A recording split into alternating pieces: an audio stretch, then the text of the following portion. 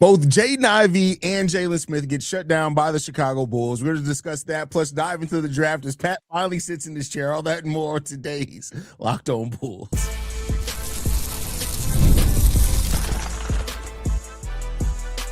You are Locked On Bulls, your daily Chicago Bulls podcast. Part of the Locked On Podcast Network, your team every day.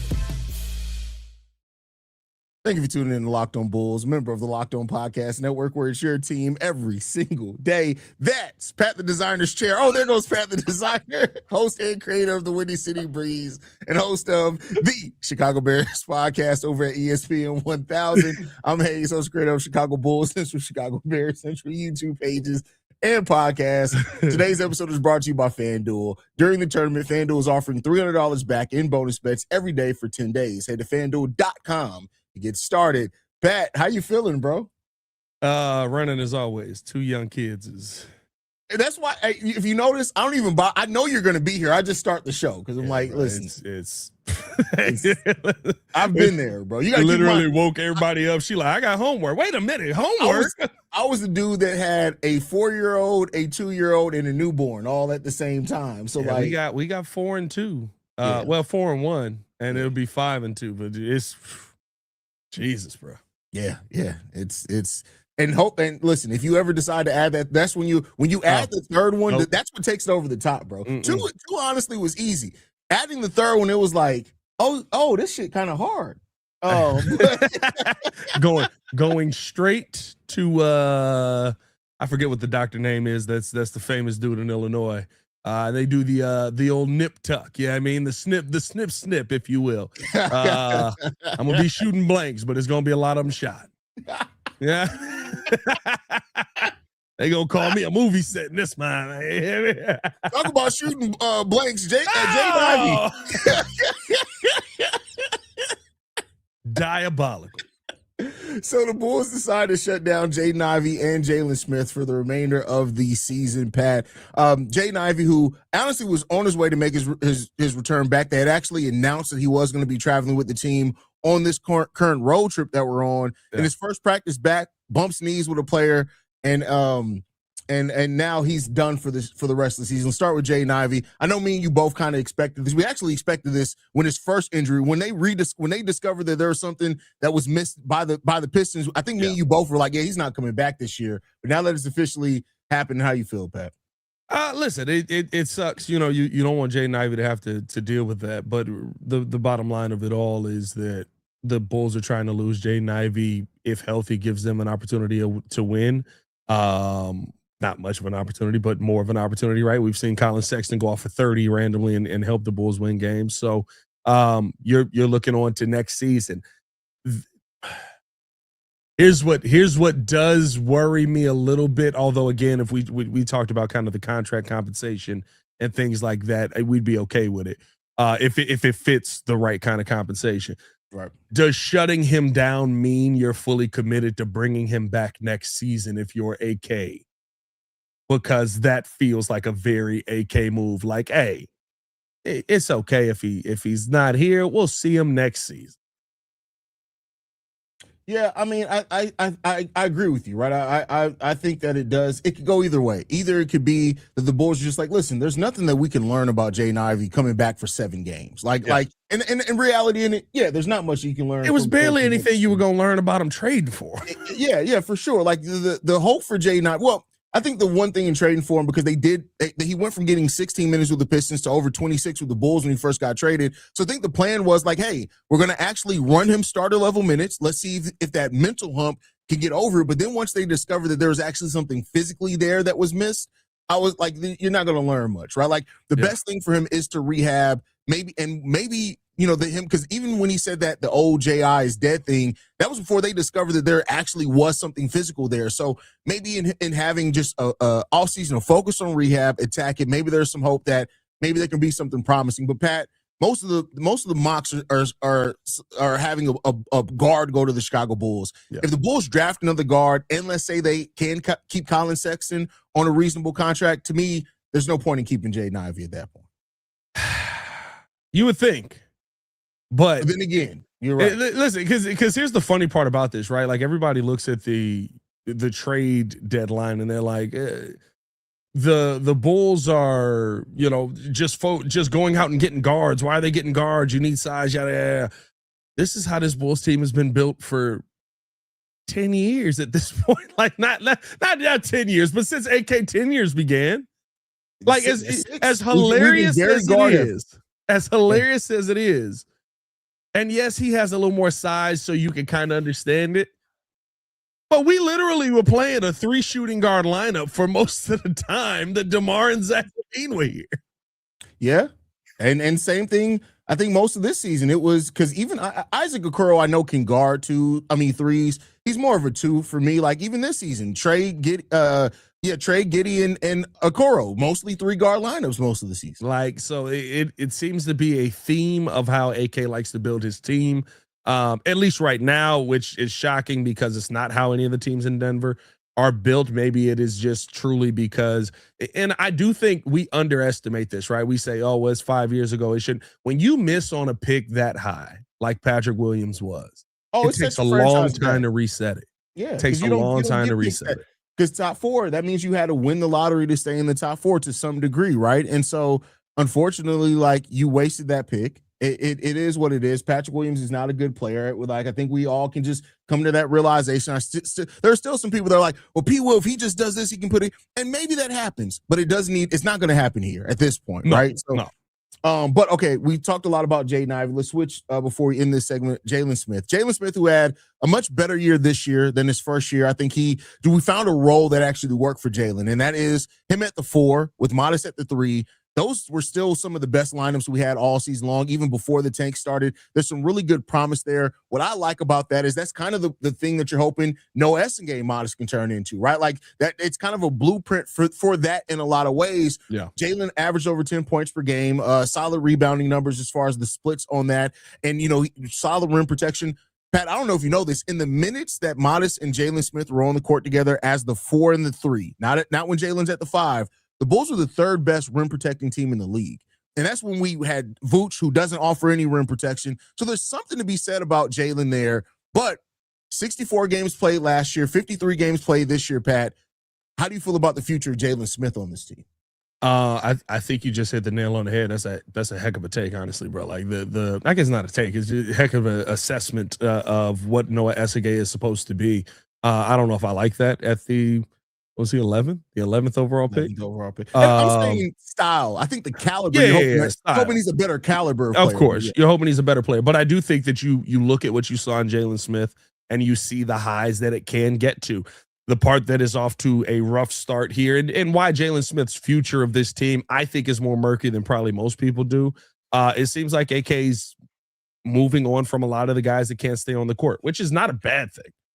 If you're talking about any reason to let go of players that actually look pretty good for you, injury has to be one of the reasons that makes sense for that, right? It comes down, right? Like the player I'm more upset with losing was Io than Kobe, because while I love Kobe, how much of this season did we go, he's trying to get himself back comfortable, getting back on the court, work himself back in, because he was coming off of something else that banged him up, coming off of something else that nicked him up. So like you had a ton of that throughout his career here in Chicago. I think that, I don't think Noah Essengate is off to a great start here, but for me, the future of Jalen Smith is all dependent on how healthy he's going to be. And realistically, he's just not a healthy player. I think that you're going to see a lot of those minutes go to Noah in the future. I think that Jalen Smith has one more year here. Is he a free agent this year? No, one more year. One more year here. You'll probably see him play out that final year here for some comfort. And I guess your hope is that Noah plays so well going into camp and shows you so much that you can start Noah and you can move Jalen Smith to the bench and maybe preserve some of those minutes for him. But I don't see a long future of Jalen Smith here. I think that this is a start of probably his final season here in the Chicago Bulls. And unfortunately, shutting him down is, he was a really solid piece for the Bulls. Yeah. He'll be one of those guys that when we talk about the Bulls in 20 years, if they ever figure it out, we'll be like, Jalen Smith was right. He's all right. Yeah, Jalen Smith was a pretty all right player. It's like how we look back on the what season and a half, 2 seasons of John Salmons. It's like, he had a pretty good 2 seasons here. And then when it was time to move on from him, we moved on from him. To the playoffs. John yeah, Salmons in the play. He did have one that's- playoff game, but in the playoffs, John Salmons couldn't. Yeah, I mean, he couldn't hit Mariah Mills. Wow. That's crazy. But yeah, I think I look at it this you hit the nail on the head there. It's like for Jalen, it comes down to all right, like he can come into the season being the starter, but your hope is that by the end of the season, we're looking at Noah Essingay like, all right, yeah, he's ready to start either by the end of next season or the season after that, and then you may not retain Jalen Smith, which is perfectly fine. So yeah, we'll see what ends up happening. Yeah, we'll see what happens. But with that said, we're going to get into the next topic where we talked about that we're going to talk a lot about the draft here on the next coming weeks. And Brayden Burries, a player that I know me and Pat disagree on his fit here in Chicago, which is why I brought him in here. But he's mocked to go to the Bulls by a lot of outlets now. We'll talk a little bit about that right after this. Before we get into that, we got to get a message from one of our sponsors, and that is Prize Picks. The playoff push is heating up, and tournament hoops are here. And there's no better way to get in on the action than Prize Picks, where it always feels good to be right. Every bucket, every dime, every big moment means more when you're playing on Prize Picks. Prize Picks is the #1 daily fantasy sports picks app, and it's incredibly simple to play. The best part about Prize Picks, you just pick more or less on two to six player stat projections, quick, simple, and easy to follow. I can mix sports in the same lineup, basketball, baseball, hockey, and more. By the way, opening day was a lot of fun for baseball. Yeah. And the new early payouts feature is a game changer. If your player gets off to a hot start, you can lock in a win before the game even ends. It's a fun way to stay locked in every game, especially this time of year when every play matters. Download the Prize Picks app today and use code LOCKEDONNBA to get $50 in lineups after you play your first $5 lineup. That's code LOCKEDONNBA to get $50 in lineups after you play your first $5 lineups. Prize Picks. It's good to be right. Also got to talk to you guys about another one of our sponsors, and that is TurboTax. It's tax time, but for a lot of us, the old way of doing taxes is a lot. Trying to book an appointment that's not the most convenient, sitting in a waiting room with a stack of papers, emailing back and forth and wondering if they really get your situation. But this year, you're getting a major upgrade. Intuit TurboTax is now has in-person locations nationwide. You can meet face-to-face with real tax experts, and your documents get uploaded straight to your TurboTax app on the spot. And just like that, you're done. Your TurboTax expert works to get you every dollar you deserve, while you get real-time notifications as you go about your day. It's the relief of walking in and meeting a real person and walking out knowing your taxes have been handled right. Head to TurboTax.com/lockedon to find a store near you and book your appointment. More Locked On Bulls coming up next. All right, we're going to talk about the NBA draft, which is a lot more exciting than talking about this godforsaken team. But I want to make sure I point out to you guys, go over to lockedonbulls.supercast.com to sign up for the Everyday Club, which you get exclusive access to the Locked On Discord. Pat, Brayden Burries, and I'm going to give you a 4 here because I know you had conversations off air as we tend to do. We disagree on the fit here. I don't think we disagree on the ceiling of the player, but the fit here. But I want to a lot of mocks now have Brayden Burries going to the Bulls. It seems like people either think Keaton Wagler or Brayden Burries are going to slip, and whoever slips between that, it seems like that's where the mocks have the Bulls drafting right now at 9 or 10. How you feel? Yeah. For me, I think you got to look at BPA. I think you have to look at, and maybe he's a little more on the BPA side. But look at what you have in the building already. We have a player that's listed 6'3", 190. Now, he is much heavier than Rob Dillingham. Yeah. But that 6'4" is questionable. He does not look like a legitimate 6'4" on the floor. And I am just tired of running these guard lineups with dudes that, yes, they have talent, but in the NBA, height matters. I get it. If you're so good, like if Brayden Burries shows up in the NBA and is such a good shooter, such an elite finisher around the rim that you can take a chance on him, makes sense. I'll shut up about it. But I don't think he's that player. I think he's a solid player that can play a really good role on a team. But when you talk about height and physicality, I don't think he's that guy. I watched a lot of this tournament, and yes, he plays well, but it ain't just being physical. It's more I'm faster than you. I can get a better first step than you. I can get to the rim. That don't happen at the next level of time. There's very few players that just go out there and I'm quicker than you, I'm better than you. Usually at the NBA level, people can match up with you pretty well. Yeah, and I mean, and we talked about that with like Cam Boozer yesterday, right? Like there are certain players that their combination of speed and strength, once you get to the NBA, you start realizing you can't do it the same way. I think for Brayden Burries, for me, why I would not be mad at him coming to the Chicago Bulls is that the best basketball we saw from the Bulls this season was with Josh Giddey and Trey Jones in the starting lineup together. Brayden Burries has just as much defensive upside as Trey Jones with more legitimate size. He's a more willing shooter. A lot of the times where we saw Trey and Josh Giddey as a starting backcourt fail is because of Trey Jones has a hesitation to take wide open shots at times, and he'll put the ball on the floor and go to the rim, but wide open threes, he's not the best shooter. Brayden Burries is going to take those shots. The thing I love about Brayden Burries is the efficiency. His defensive efficiency is really good. Defensive rebounding is really good. Those are things that I think work well in the backcourt with Josh Giddey. Because one thing that the Bulls have tried to do with their guards, we always have above average rebounding guards on the team. The offensive win shares, the advanced shooting, the efficiency from that. He's such an the only knock on Brayden Burries' game, really, to me, is the fact that he's more of a combo guard and doesn't have traditional combo guard size, right? You want to see traditional combo guards be more a legit 6'5", 6'6", right? But then I look at players like Anthony Edwards, right? And I'm not saying that everybody can be Anthony Edwards, but Anthony Edwards is basically the exact same size as Brayden Burries, and has been perfectly good at the shooting guard position. And I think Brayden Burries has more defensive upside than Anthony Edwards with less offensive upside. I want to be clear there. So I'm not saying it's the perfect fit. I'm not saying it's a player that if you give me who's the perfect player next to Josh Giddey in this draft, I'm not saying I'll pick Brayden Burries, but I can see a world in which it works because of the size of Josh Giddey. I can see where you can get away with a smaller shooting guard that still has some size. I think the 6'4" is more legitimate than you are with shoes on. We'll see when the draft combines come. And believe me, if he measures at 6'1", 6'2" at the draft combine without shoes, that's when it'll be like, yeah, no, I was wrong on that. But I'm not mad because seeing him play, there hasn't been many times in college where I've seen Brayden Burries play and I've been like, damn, his size held him back in this matchup. And that's kind of why I'm not as worried about it this year. But I think the difference is, right, same thing with Rob Dillingham. Rob Dillingham is one of the best college guards we've seen. Rob Dillingham was a problem. Well, the problem is the difference between Rob Dillingham and Brayden Burries is Rob Dillingham was about 6 foot and 192. Brayden Burries is a lot bigger than that, right? Well, Brayden Burries has more weight. I think the weight helps him a little bit more. But the difference, right? You bring up the Anthony Edwards comparison as far as combo guards at the NBA level. The difference with Ant is Ant can jump out the gym.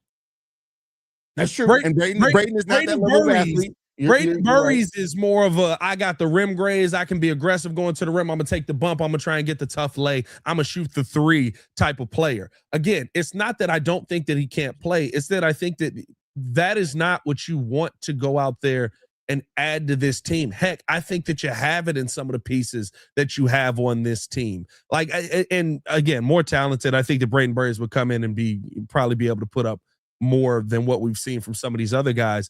But if you tell me that at 10, because this is the conversation, at 10, the Bulls are taking Shout out to Lil Hat Jordan. I see you with that. Oh, dang it. I dropped the little hat on it.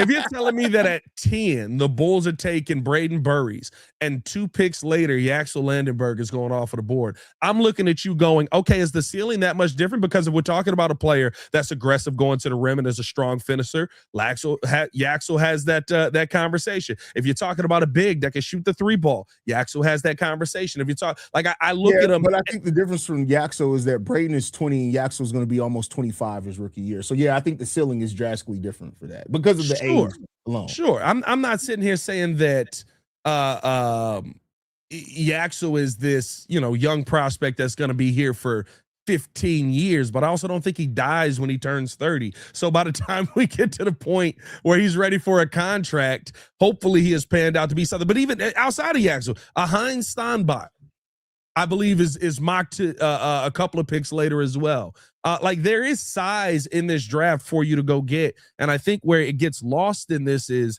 like, it feels like there are a lot of players that maybe have similar ceilings. If you can add a similar ceiling with more size, give me that. And again, this is talking about if you're picking at 10. If you're picking higher in the draft, we having a completely different conversation. But like, there's some of the big men in this draft that I think we're going to look at and we're going to say those are going to be pieces that a lot of teams look at and say, dang, I wish we had him on the team. Yeah, I mean, I think I have I have Burries ceiling a lot higher than you do. Even the fact that you're comparing them to Yaxel and Haize, I think that Brayden, like, say what you will, like, we're talking about position. I think Brayden Burries is going to be at the NBA level, a 18, 6 and 6 guy. And I get it that you're saying size, but I think the thing overall that the Bulls do need is they need talent more than anything now that they need talent. So it really depends. Like, again, and I'm not mad if it's Haize. I'm not mad necessarily if it's I think Yaxel would be more like a win now move because of his age. But I think that what would make this a lot easier too, Pat, if the Bulls get the Portland pick, we can do both. Yeah. But you got to get both right. Again, I look at how the Bulls have been built, and Burries makes sense for who the Bulls are and what the Bulls have tried to be. Jordan, you got to try to stop roasting, bro. Like, do you really want to do this? Because you know you can't roast, bro. Like, it's bad business, bro. Shout out to Yak Beard, hey. Yeah, that's like Jordan is literally the black Popeye. I gotta laugh. That's how he dresses. He dresses like the black Popeye. Like, that's like literally. I'm not getting in the middle of this. I ain't getting in the middle of this. At some point, size has to be a priority. That's what it comes down to me. And talent is the biggest priority.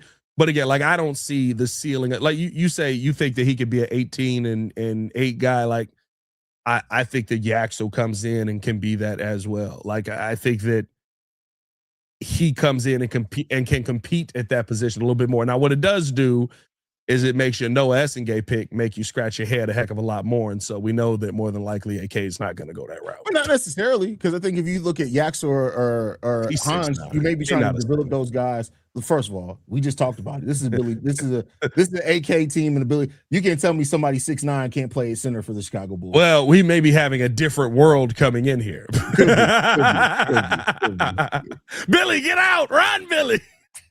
I love that. By the way, I don't know if you've noticed this. We got to get to the ad read here because we way past it. I don't know if you've noticed this or not because you're not in the city. All of a sudden, everybody's on Billy's side. Bro, no, I've noticed it everywhere, bro. It's like, see, that's how you know people just want to be contrary to whatever the conversation is, bro. But go ahead. Hey, let's get to this conversation about the final 10 games of the season where we will lose.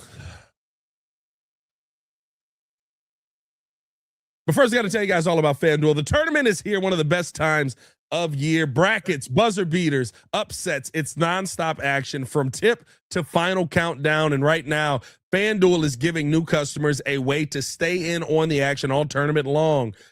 Here's the best part. You get up to $300 back in bonus bets every day for 10 days. That means 10 chances to stay involved throughout the entire tournament. You can mix it up however you want. Game picks, futures, or even same game parlays for bigger potential payouts. It's perfect for the tournament because every day there's something new, different matchups, new storylines, and more ways to get involved as the brackets unfold. Visit FanDuel.com to sign up today. That's FanDuel.com to get in on the action. More Locked On Bulls coming up next.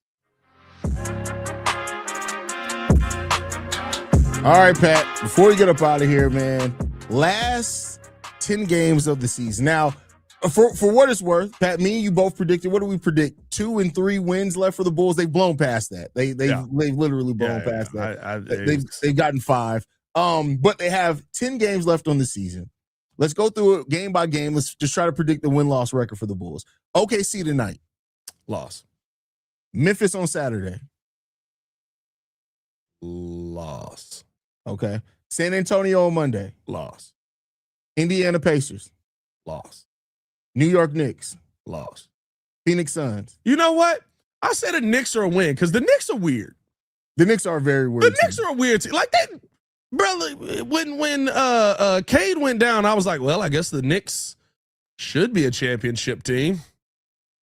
And now I'm like, you know what? I feel like Detroit has a better shot at it with Cade than the Knicks do. Like, the Knicks just are a weird team altogether. Anyway, go ahead. So you said they have the Knicks as a win? I guess, yeah.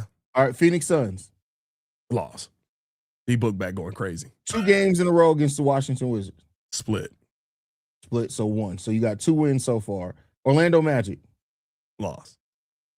You know what? Last game of the season? No, the last game of the season is Dallas. That Orlando Magic is the last home game of the season. I don't think Orlando's gonna play anyone. I mean, I'm they gonna are still struggling stay right now. loss. Loss. I'm gonna And still what- stay loss. Last game of the season against Dallas. Loss. So you have the Bulls winning 3 out of 10. Did I get the 3? I said You got Knicks, Knicks. Washington. Oh, you said split with Washington Split and a with win Washington. against Orlando, right? No, loss. Loss I'm sticking with loss. We've lost to G League rosters before. I mean, okay. I mean, we did beat Memphis the last game, so I got Memphis as a win, and I think both Washington games are going to be wins because I think Washington they're going to be dead. That would suck. So I got 3 wins. So they finish out 33, 32, and whatever. 32 and whatever the difference is. And I hope not. 32 and 50. That's what it'd be. Don't be stupid. So, I don't have a lot of hope over the last 10 games, and I think now Jalen is shut down too. I think we're going to see a lot of players shut down. Like if Josh Giddey twists the ankle, he's done for the rest of the year at this point. Like that, we're now at the point now where the Bulls can literally be like, yeah, we're shutting him down for the season without the NBA looking too hard into it. Yeah, I mean, look, where we're at right now, Josh Giddey, you need a knee surgery, don't you? Modest, don't you got an ankle? There's going to be a lot of Rob Dillingham lobs to Lachlan Albrecht. Yeah, come on, bro. I mean, like, at this point, I'm legitimately like, it doesn't make. I get it finishing strong, and I don't think that anyone's in line for any awards. Giddey would be the only one that might be, but I don't think he's played enough games this year. Has Giddey played over 65?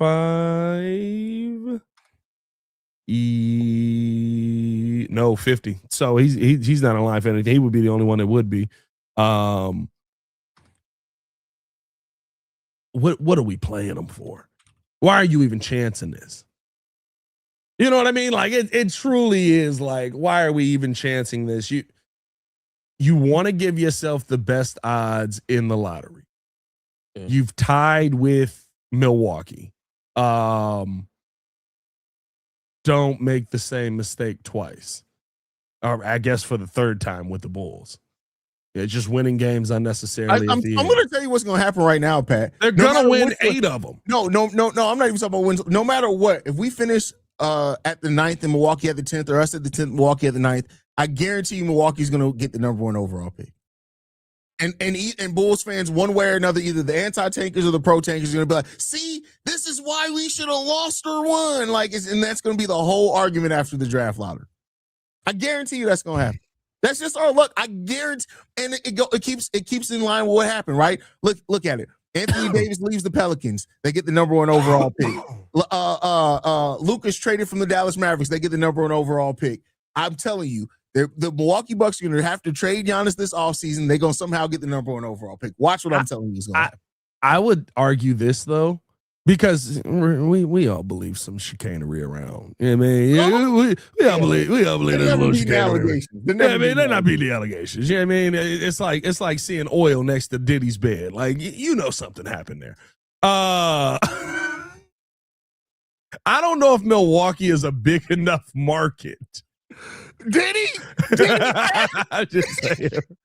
I don't know if Milwaukee is a big enough market for that conversation. True. Dallas is a massive NBA market.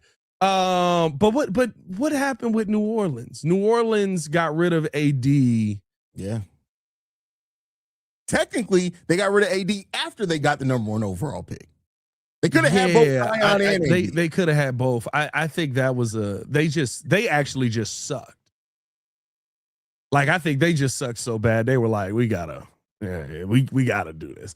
Or maybe it was being nice, but like it's because he went to the Lakers. That's what it was. They were like, listen, we need you to send AD to the Lakers because we need the Lakers to be good. Who can we trade to the Lakers? I will send Josh Giddey to the Lakers for the number 1 overall pick. Oh yeah, listen. I love Josh Giddey. You know, I love Josh Giddey. But if the NBA was like, okay, Bulls will give you the number 1 overall pick, but you got to send Josh Giddey to the Lakers. Bye. Done. I like AJ DeBance's future a lot more. But you know, AK be like, I don't know if I can do that. I do not know. It's very, Mark, say something. Well, Mark just shakes his head, bro. Mark, I don't even know if Mark knows words, bro. Mark Eversley talks like Bill Belichick, but like not good. That is hilarious. I think with the Bulls, we got to look at the. Hey man, appreciate y'all for tuning in and showing love as always. Hit that like button, subscribe to the page, leave a 5-star review. Y'all know what to do. Follow us on everything at Locked On Bulls. You can follow me on everything at Pat the Designer. Watch out for oil next to the bit. You guys can follow me at CEO Haize. Thank you for tuning in to another episode of Locked On Bulls. Make sure you guys go to lockedonbulls.supercast.com to sign up for the Everydayers Club, where you get an ad-free version of the show as well as exclusive access to the Discord. Locked On Bulls is free and available on every podcasting app and platform of your choice, as well as YouTube, the Odyssey app, Amazon Fire TV, Roku TV, and Fubo TV. Basically, anywhere you want us, you can get it. We'll catch you guys on Monday, y'all. Peace.